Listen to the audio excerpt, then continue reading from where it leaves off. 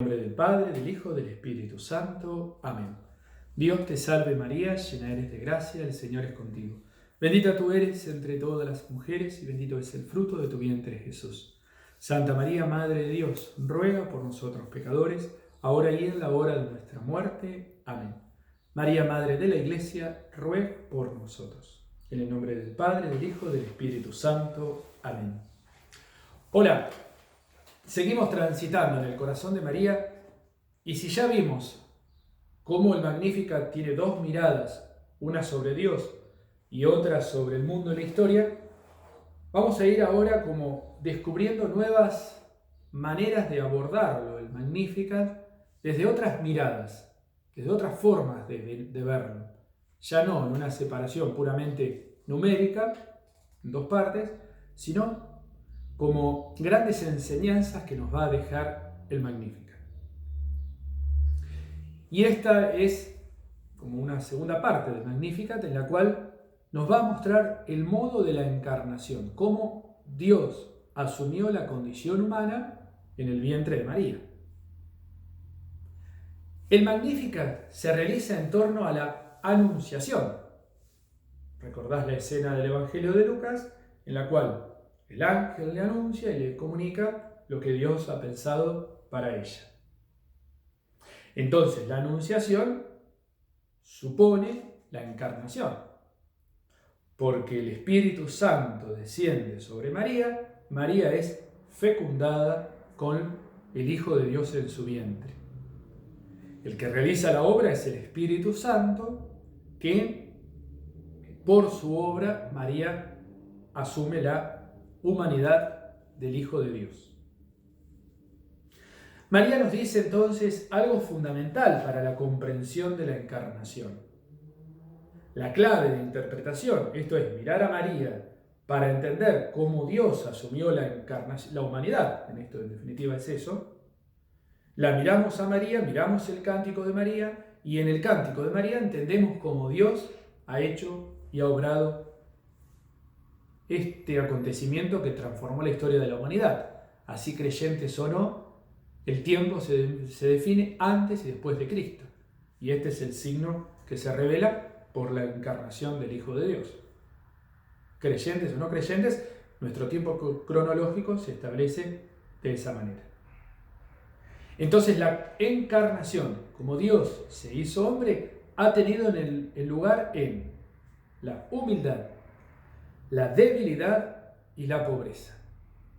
Sea en la condición existencial de María, sea en la característica que María tiene como mujer creyente de un pueblo que conforma precisamente el sector más vulnerable, más frágil, los humildes, los pobres, y en su condición material inclusive, María es signo entonces de ver cómo Dios ha elegido hacerse hombre, en la humildad, en la debilidad y en la pobreza.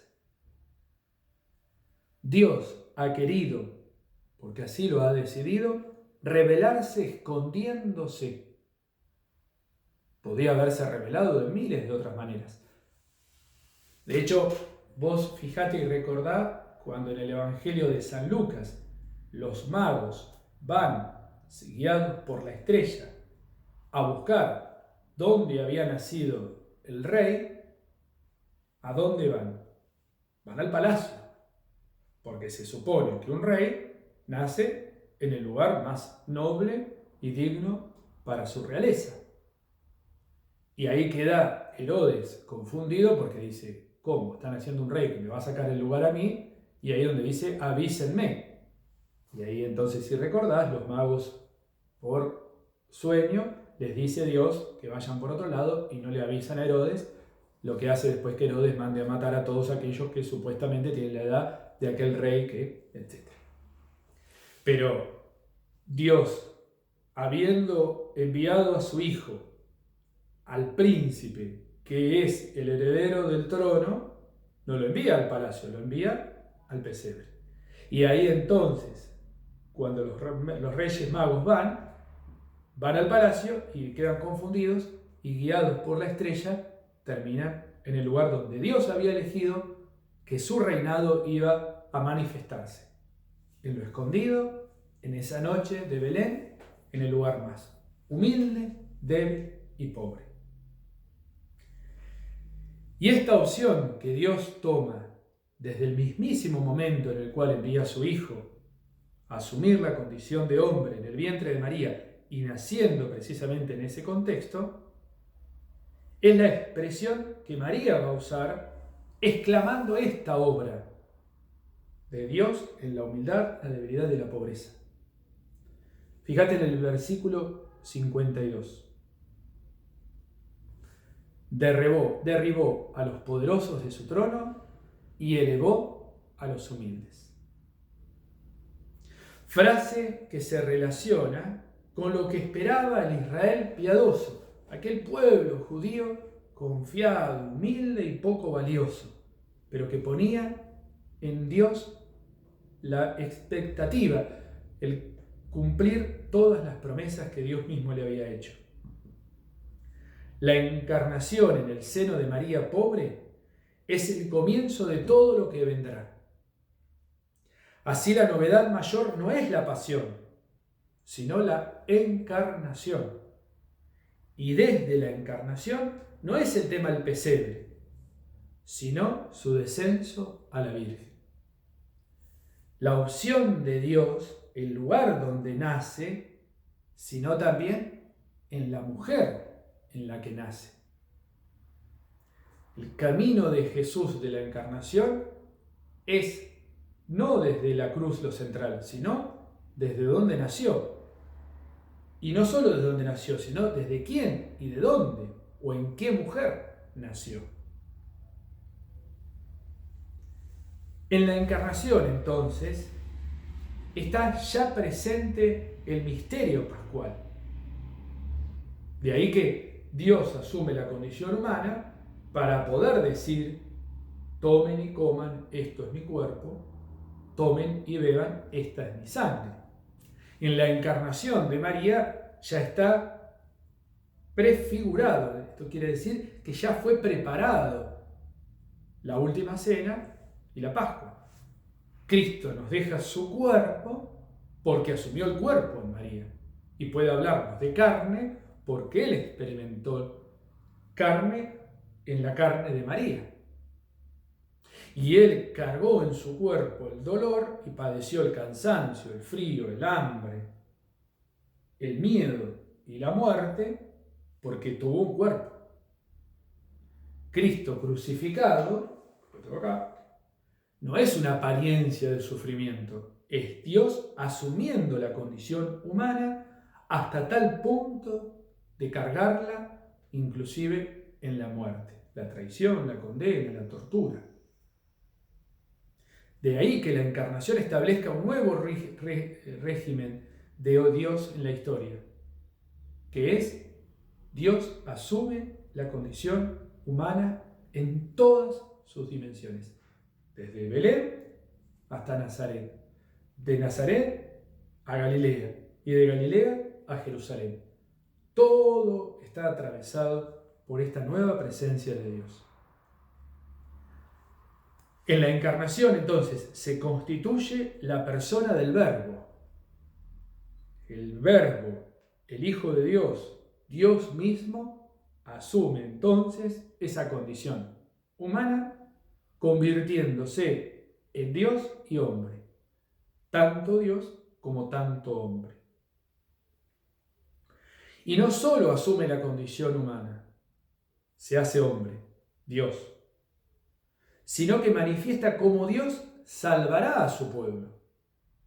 Porque Él, que asumió la condición de pobreza, va a salvar a su pueblo desde esa condición de pobreza, de humildad, de carencia, de necesidad, todo lo que venimos diciendo.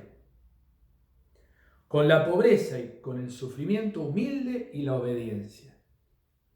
Es por abajo donde Dios va a salvar a su pueblo. Es desde lo último donde Dios va a realizar su obra. Es de lo más despreciable para el mundo, desde donde Dios va continua, una y otra vez, salvando a su pueblo. Entonces, si nosotros queremos encontrarnos con Dios, ya nos va mostrando la clave María en el cántico de María.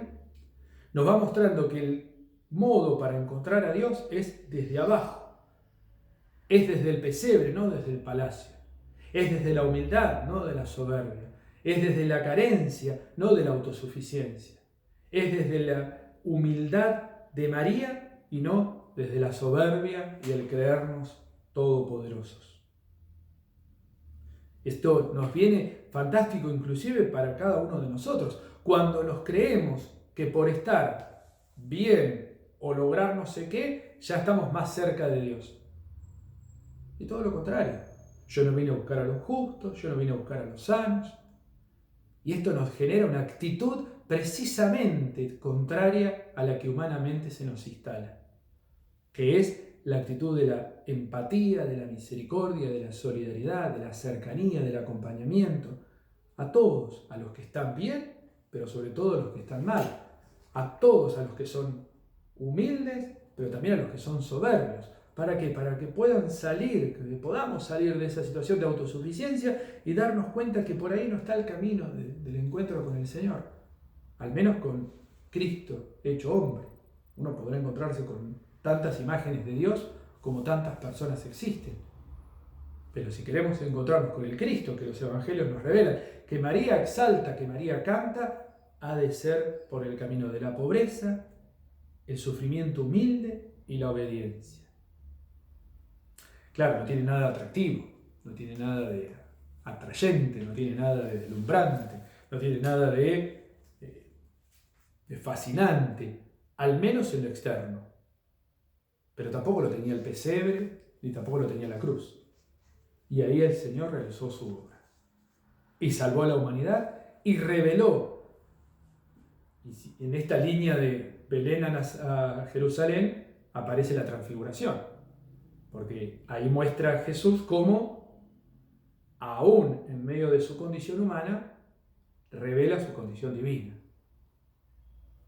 Y ahí es natural que vos y yo nos sentamos como Pedro, fascinados por su condición divina, pero débiles en poder seguirlo.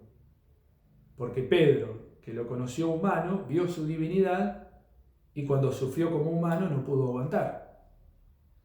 Me puede pasar a mí que viendo su condición divina y creyendo en él, cuando él me muestre la humanidad o tenga que asumir mi humanidad, salga espantado porque no la soporte. Bueno, esto también es una realidad. Si le pasó a Pedro, ¿por qué no me habría de pasar a mí también, no? Pero después Pedro murió por Jesús, porque el Espíritu Santo obró en Pedro lo que todavía no había podido manifestar, porque hasta que Cristo no muriera y resucitara, el Espíritu Santo no podía obrar y desplegar toda su fuerza. No era universal. Cristo nos alcanzó la unción del Espíritu Santo para que todos podamos gozar lo que antes era solo de María o solo de Jesús. Cuando Cristo muere en la cruz, nos alcanza su expirar en la cruz, nos alcanza el triunfo de que el Espíritu Santo ya no sea solo para Él, sino que para todos aquellos que hemos sido bautizados y que hemos recibido el don que viene de lo alto. Pero bueno, me fui.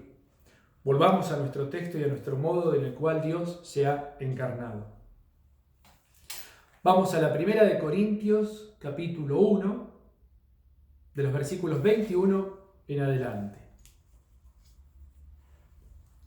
Corintios 1, primera de Corintios, capítulo 1, versículo 21 en adelante. En efecto, ya que el mundo con su sabiduría no reconoció a Dios en las obras que manifiestan su sabiduría, Dios quiso salvar a los que creen por la locura de la predicación.